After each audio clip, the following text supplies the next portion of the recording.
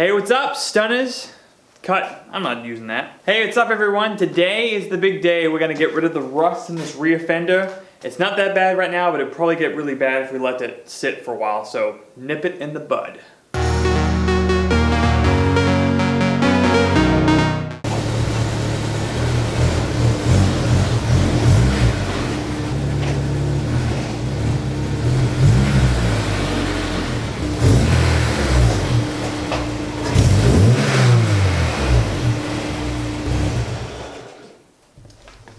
Alright, you can see that it was pretty dirty.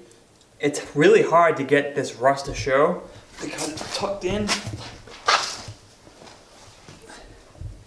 Hopefully that does a better job of showing you what deal the rust is, where we're at with the rust.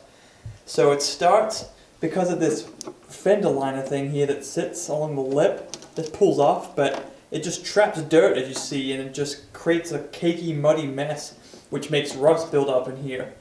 And so what's happened here is the mounting point for the screw for the bumper has started to rust, and that rust has then gone into the quarter panel, which then has creeped up outside.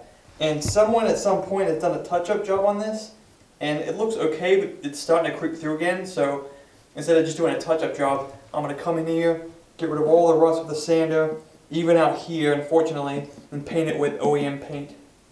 Alright, first order is going to be to get rid of this trim, which pretty much causes this issue in the first place. It just pulls out. I think, yep. This damn piece of rubber is what caused all this stinking rust. Down here, it's pretty good shape. It's not bad. But the small sections here, and mainly all the way up here that it's rusty, that we're going to need to sand down and get in better shape. Before we get ripping in here, I'll show you what I'm going to do. I got this Dremel here. It's got a little bit of a sanding disc thing on it. I don't know how long it's going to last, but I would think it would make it easy to get up in here. For out here, hopefully I have enough sandpaper left on this to do that, but I might have to step up to something like a palm sander or something manual. It's not looking forward to doing that. It's not going to be fun. Safety first.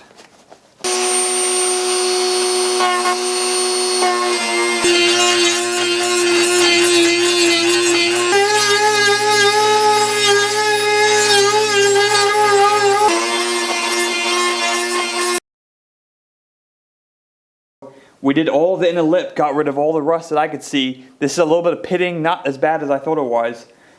So we'll use some anti-rust stuff, and then we'll do a primer, then the actual paint on the inside bit here. But so far so good. I'm worried about this here. I just started chipping at it. Looked like someone's actually done some Bondo work to this before, which I'm not too surprised about. But I want to get it down as far as I can to see where the rust starts and stops so we can get it all out. I think we can get away with maybe just putting a light coat of Bondo, maybe just to make it flat, or it might be that this is just so built up with previous like putty that it might lay flat. We don't know. We might be able to sand and blend it in, but let's get to it.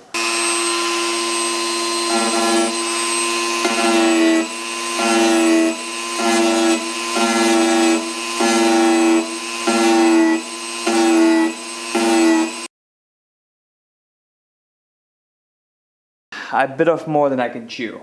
Let me show you exactly what I'm talking about. This is what I'm talking about. So this is way more involved than I was hoping this would be. I was hoping it'd just be a little bit of rust and knock it back. Turns out there's either been a dent here or there was rust before. My guess is that there was rust here before, and someone's just filled it in with Bondo. And normally I wouldn't be too worried. Normally just be like a thin section of Bondo, but it's like almost an inch thick. And the biggest issue back here is that there's an outer layer and an inner layer of the fender. And what I'm finding is that this Bondo just shoved up in there. This entire hole was just Bondo. There was no rust, it was just Bondo, which stinks. But looking up in here, you can see the difference between the outer layer and the inner layer. So I'm getting all the Bondo out of here, and I'm gonna take it back to where the metal starts. So for this here, metal starts right here, which is fine. I believe it goes all the way through here. So I'm gonna bust out the old sander, which sucks, but I don't want it to rust again. Alright, so much for being done tonight. I thought this was gonna be a quick, simple job. So now it's gotten serious where I've got the flap disc out. I'm just gonna go to about here. It's just gonna make my life a lot easier. I'm really just trying to get all the additional Bondo out of here. Here goes nothing. Sorry, S2000.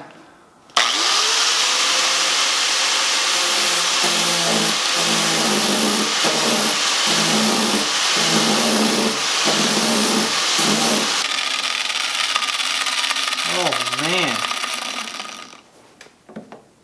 This goes way up.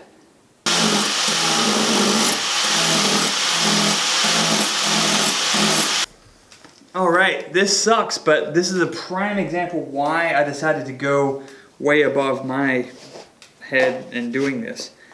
Because the two layers are here, there's just Bondo stuck in here, and I was worried that it was just going to rust over time, and you can pull it out, and sure enough, look, it's just holding old rusty metal, which will just then spread rust to the rest of the car. So like, this metal here is fine, but the metal down here was rusty, which crept up, and then would have crept up this entire side. So, man, oh man, I'm trying to get this out in one chunk.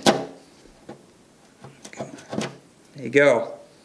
This is exactly why I am doing all of this. I said F it, and I just decided to take it all the way down to see where this starts and stops. And thankfully, that's as far as it goes.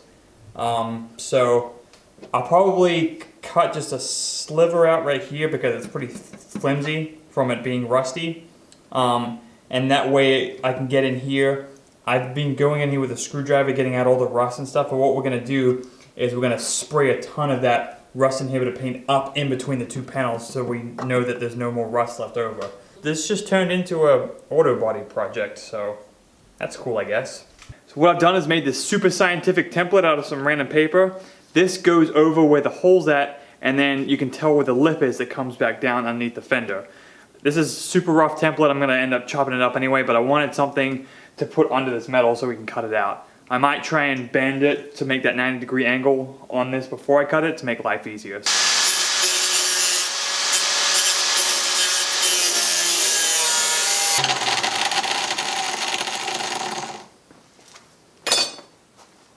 Alright, after all that grinding and cutting, I've gone back and forth to the car about 10 times, and we've made this piece here.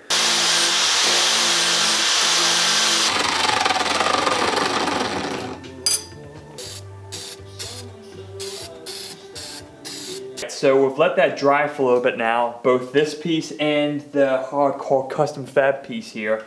The reason we painted this is because it's going to go up in between this piece, so you don't want it rusting out prematurely in here and then this whole process starting over again. Because we're going to weld it now to this piece, we're going to have to sand it down to get a good welding spot, but that's fine. The inside bit, which we'll never see again, goes up into here, which is completely covered in paint, and then we'll be good to go. So I'm going to slide this in here and then get the welder set up to do some tack welding here to get this to set in place.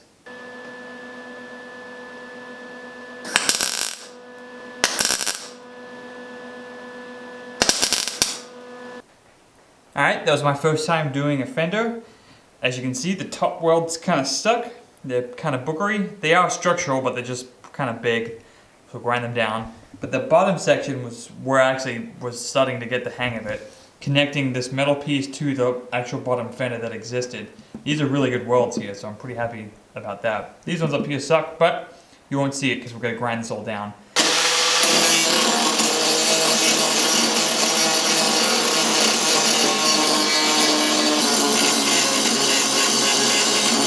Alright, that angle grinder piece was 80 grit. No, actually it was 24 grit. So pretty tough, but it just turned out really well. Obviously, it's more divoted down here. That's fine. That's where the Bondo's going to go. Alright, so we all have to make sacrifices sometimes. Unfortunately, we had to take some of the cardboard box from our high professional quality paint booth, and we're going to use this to put the Bondo on. There's no real super scientific way of mixing this. It doesn't sound like it's shaking at all. So, pop the top. And my instructions say to do 1/4 inch of this hardening material with a golf ball sized chunk of this Bondo mix. And that's hopefully all we'll need. We won't need a ton of this stuff. And I think it said we have about 25 minutes before this gets super hard, so got a little bit of time. But make sure you get it to that all of the Bondo's one uniform color. That's good to go. Now let's go slap this in the car. Got some spreaders to spread the Bondo, makes life a lot easier. I used milk jugs in the past when I've done this before, and it was miserable. So just spend $3 to get these, would make your life a lot easier. So slap it on in here. It's getting all goopy. I've got to keep in mind that there's a slight arc here, so I'm going to build it up so that I can, with sandpaper, make that adjustment so that the arc will continue and then it'll taper off into this top bit here. Alright, so we've let the Bondo dry overnight. You didn't need to do that. You probably could have just left it do for about 30 minutes to an hour. Now the tedious process comes about. We have to make this Bondo match the contour lines that the original body lines had. And there's a slight ridge that comes from the wheel well that evolves into the rear bumper, so that's going to be the toughest part. Actually blending it in up here shouldn't be that bad, but we're going to need to sand more paint than the Bondo is, and that's just so it's flat and you won't ever see it when it's painted. But it's going to be kind of tedious, it's going to be kind of messy because you've been showing dust everywhere, but we got to make it happen, so let's get to it.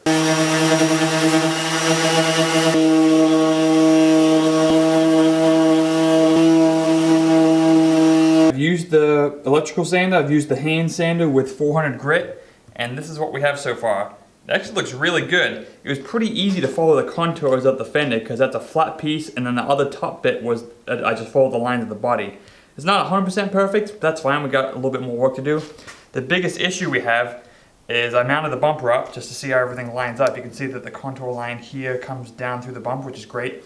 We just need to put a little bit of filler down here to match this line perfectly, but we're looking pretty good so far. This is not as bad as I thought it would be. Alright, so it's been a couple days. I've been shredding, so I was out of town a little bit. I got some filler primer, put that in, I taped it off, and that actually created a gap between how much paint I added and the original paint, so I had to sand it down, knocked off a decent amount, but now it's baby smooth. A tip is that I made the sandpaper wet because it is paper that was able to get wet, and that made it a lot easier. I'm thinking now, I've sanded up here just slightly, so I'm going to touch up this with paint, but my thinking is that I'm going to mask this off so it just covers this, hit it with the light coated primer, looks like a shiny primer I guess to make it shinier, then hit the white and then the clear, then take the tape off and then blend it into the original paint. So it'll be a little bit messy up at that point, but I'm thinking I can compound it out. I don't know how it's going to turn out. We'll find out together, so let's get to it. Alright, so we're at a stopping point for right now. I got the color right as far as the white color, but when I added the clear I had some issues, so that kind of sucks. I'm hoping that I can correct them with wet sanding, which I'm going to have to wait 3 days for to let the paint fully cure, but overall the shape's perfect. It's really smooth except for my clear coat mistakes. Again, I'm hoping to sand those down. Alright, as you saw from that video, the paint looks like doo-doo. I spent 4 times trying to get it right, and every time I did it, it got bigger and bigger, the circle, trying to blend it better. And I just thought I was doing something wrong, like painting's impossible. It takes a lot of time, but I just got to the point where I need to see if I can get a professional to do this, which sucks. So I put the body panels back on, drove it to a shop, got some quotes. Too expensive for my taste. I'd rather put that money into mods. So I came home, did a lot of research, some more, looked online, watched a ton more videos. Turns out I was using the wrong paint. The kit that I bought was, I guess, for small little things, nothing big like this. And so the white matched okay, but the clear was completely ruining everything.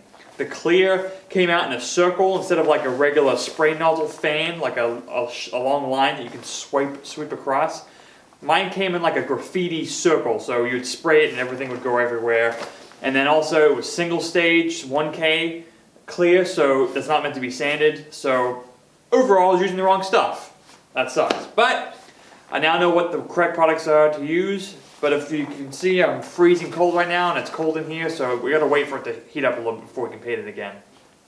But I'm excited to share that with you. There's a ton of videos online about how to do it, but hopefully this video will be more personal about the S2000 and give you more inspiration, because I was kind of bummed at the time trying to figure out what I was doing wrong. I just gotta get everything right, and if you get enough confidence, you can do it right. So I'm crossing my fingers that we get this job done good this next time. That's all I got for today. Thanks a lot for watching. Make sure that your dog doesn't pee on your car like it looked when I was putting the clear coat on. That was bad.